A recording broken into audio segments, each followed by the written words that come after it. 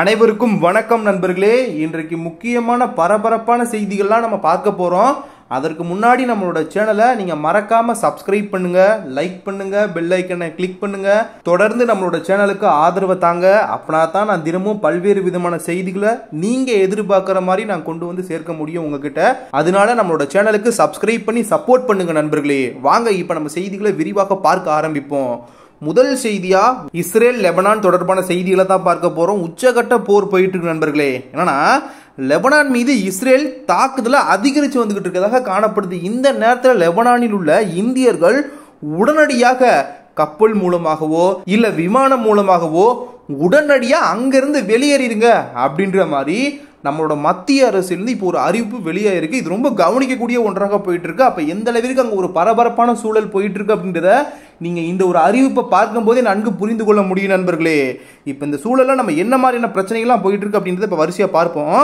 அதாவது இஸ்ரேலுக்கும் பாலஸ்தீனத்திற்கும் இடையேயான போர் தற்போது லெபனானை நோக்கி நகர்ந்திருக்கு. அதுலயும் நம்ம குறிப்பிட்டு சொல்ல வேண்டிய விஷயம் என்ன தெரியுமா நண்பர்களே, இந்த போருக்கான தொடக்கமும் சரி முடிவும் சரி எப்ப அமெரிக்கா எல்லாமே உன் கையில தான் இருக்கு, நீ தான் பார்த்து எதா இருந்தாலும் பண்ணணும் அப்படின்ற அளவுக்கு தொடக்கமும் முடிவும் அமெரிக்கா கையில இருக்கிறதா தான் பார்க்கப்படுது நண்பர்களே. இப்ப இந்த நேரத்துல என்ன போயிட்டு இருக்கு அப்படின்றத நம்ம தெரிஞ்சுக்கிறதுக்கு முன்னாடி இன்னும் விரிவா டீட்டெயிலா வந்து பார்க்கணும்னா சில நூற்றாண்டுகளுக்கு பின்னாடி நம்ம பயணம் செய்ய வேண்டியது இருக்கு. அந்த பயணத்திலிருந்தே இப்ப வரைக்கும் என்ன சூழல் போயிட்டு இருக்கு அப்படின்றத நம்ம வந்து வரிசையா பார்க்க ஆரம்பிப்போம். எந்த காலகட்டத்துக்கு பார்க்க போறோம் அப்படின்றது கேட்டீங்கன்னா இரண்டாம் உலக போர் காலகட்டம் தான் நண்பர்களே. இந்த இரண்டாம் உலக போர் காலகட்டத்தில் அடைக்கலம் தேடி மத்திய கிழக்கு பகுதிக்கு வந்தவர்கள் தான் இந்த ஜியோனிஸ்டுகள் நண்பர்களே. அதாவது ஜியோனிஸ்டுகள் எனப்படக்கூடிய இஸ்ரேலியர்கள். அப்போ கவனிக்க வேண்டிய விஷயம், மத்திய கிழக்கு முழுவதும் இஸ்லாம் பரவி இருக்க இவர்கள் மட்டும் மாற்று மதத்தினராக இருந்திருக்காங்க.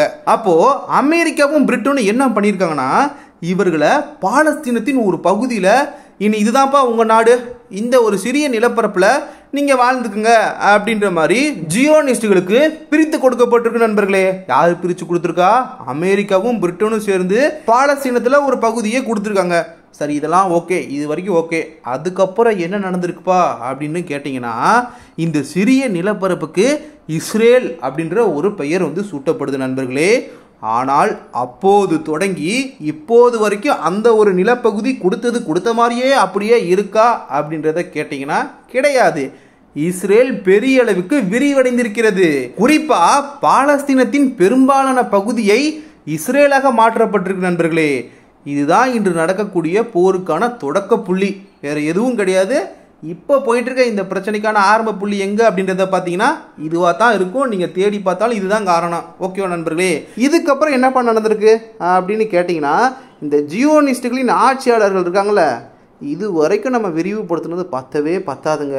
இது எப்படி பத்தும்? நமக்கு இன்னும் பெரிய அளவிற்கு வேணும்ல.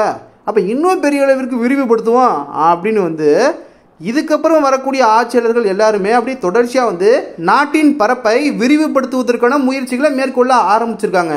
அதற்கு அப்புறமா தான் பாலஸ்தீன மக்களுடைய கடுமையான எதிர்ப்பு அப்படின்றது கிளம்பியிருக்கு. ஓரளவுக்கு தான் பொறுமை, அதுக்கு மேலே பொறுக்க முடியாது அப்படின்ற மாதிரி பாலஸ்தீன சைட்லேருந்து அதுக்கப்புறம் கடுப்பாகி மக்கள் வந்து பெரிய அளவிற்கு எதிர்ப்புகளை தெரிவிக்க ஆரம்பிச்சிருக்காங்க. இந்த எதிர்ப்புல இருந்து உருவாகிய ஒரு ஆயுதம் தாங்கிய குழு தான் ஹமாஸ் அமைப்பு நண்பர்களே. கடந்த அக்டோபர் மாதம் நம்ம வந்து பார்த்துருப்போம், ஹமாஸ் இஸ்ரேல் மீது தாக்குதல் நடத்தியது. இந்த தாக்குதல் மிகப்பெரிய தாக்குதலாக பார்க்கப்பட்டுருந்துச்சு, பெரிய அளவிற்கு பரபரப்பாக அப்போ ஏற்படுத்திருந்துச்சு. கிட்டத்தட்ட 1500க்கும் அதிகமானோர் வந்து கொல்லப்பட்டதாக இஸ்ரேல் சைட்லேருந்து கூறப்பட்டிருந்துச்சு நண்பர்களே. ஆனால் இறந்தவர்களோட சடலங்கள் தொடர்பாக எந்த ஒரு புகைப்படமும் இது வரைக்கும் பொதுவெளியில் பகிரப்படலை, வெளியிடப்படலை. இப்படி இருக்கையில தான் இதெல்லாம் காரணமாக வச்சுக்கொண்டு மிச்சம் மீது இருக்க பாலஸ்தீனத்தின் மீது இஸ்ரேல் தாக்குதலை தொடங்கி இருக்கதாக காணப்படுது. இப்போ இதுல கவனிக்க வேண்டிய விஷயம் என்ன தெரியுமா நண்பர்களே, இந்த தாக்குதல்னால லட்சக்கணக்கான மக்கள் புலம்பெயர்ந்திருக்காங்க. அதே சமயம் குழந்தைகளும் கர்ப்பிணிகளும் முதியோரும் நோய் தொற்று அபாயத்தில் இருக்கிறதாக வந்து காணப்படுது. போரின் தீவிரம் குறையவே இல்லை.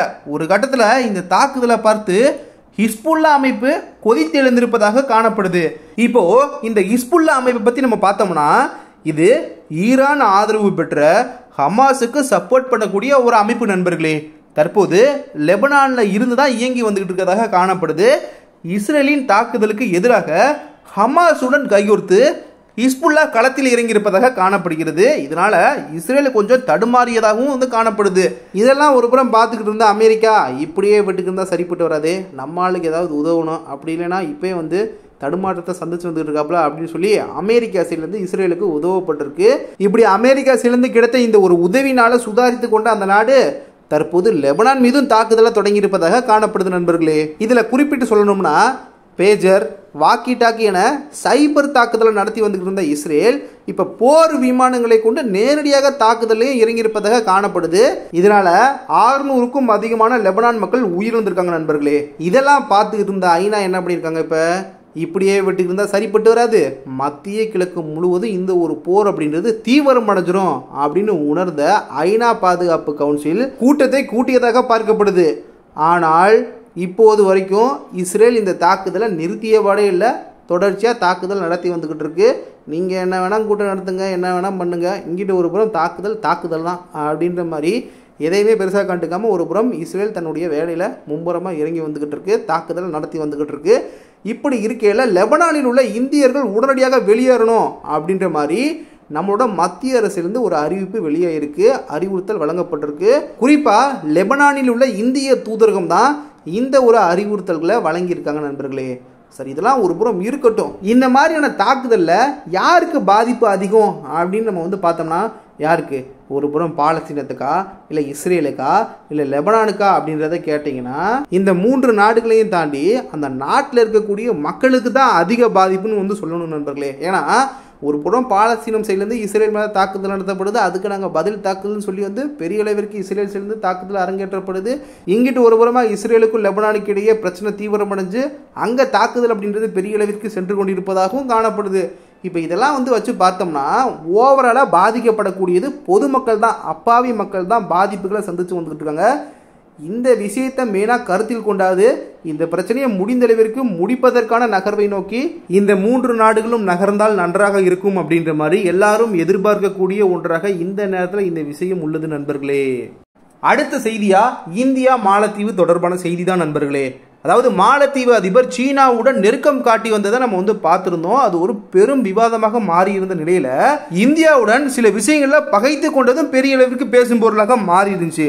இந்த நிலையில தன்னுடைய நிலைப்பாட்டை மாற்றி கொண்டிருக்கக்கூடிய அவரு வர அக்டோபர் மாசம் இந்தியாவிற்கு வர இருக்கிறார் நண்பர்களே. இதுல மாலத்தீவு அதிபர் முகமது முய்சு அவர்களை நம்ம பார்த்தோம்னா அடிப்படையில் இவர் வந்து சீனா ஆதரவாளர் நண்பர்களே.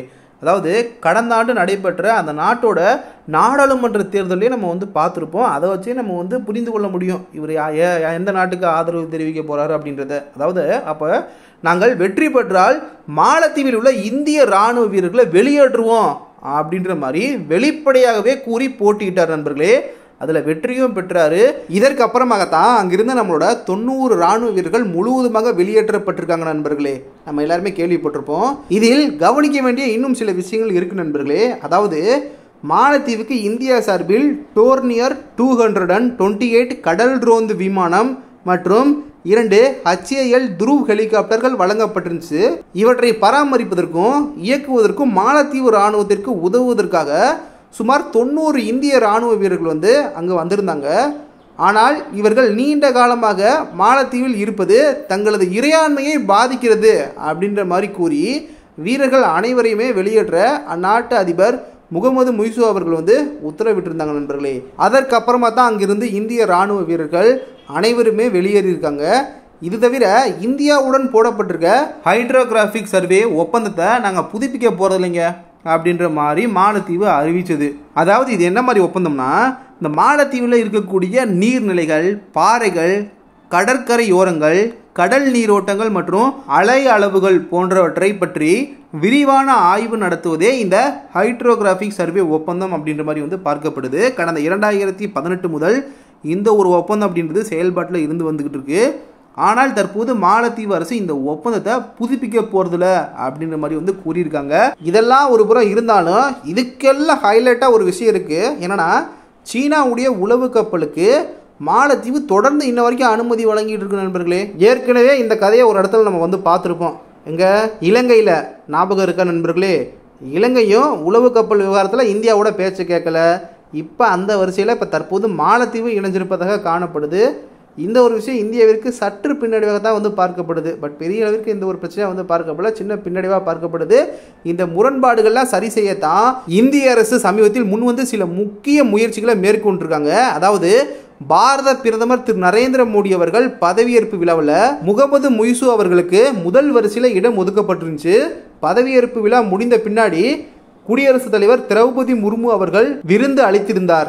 இந்த ஒரு விருந்தில் பாரத பிரதமர் திரு நரேந்திர மோடி அவர்களுடைய பக்கத்தில் முகமது முய்சு அவர்கள் அமர்ந்திருந்தார். இடதுபுறமாக முகமது முய்சு அவர்களும் வலதுபுறமாக இலங்கையின் அப்போதைய அதிபர் ரணில் விக்ரமசிங்கே அவர்களும் அமர்ந்திருந்தாங்க. இப்படிலாம் இந்தியாவும் தன்னோட தரப்புல இருந்து தாராளம் காட்ட மாலத்தீவு தற்போது இந்தியாவுடன் நெருக்கம் காட்டி வருகிறதாக காணப்படுது. இப்போதைய சூழலில் பார்த்தோம்னா நண்பர்களே, சீனாவின் பொருளாதாரம் பெரிய அளவிற்கு அங்கே வரல. எனவே அங்கிருந்து எந்த ஒரு உதவியும் மாலத்தீவுக்கு கிடைக்காது அப்படின்றத நன்கு உணர்ந்து கொண்ட முகமது முய்சு அவர்கள், சரி நம்ம இந்தியாவிடமிருந்தே உதவிகளை எதிர்பார்க்க ஆரம்பிப்போம் அப்படின்ற மாதிரி எதிர்பார்க்க ஆரம்பிச்சிருப்பதாக காணப்படுகிறது நண்பர்களே.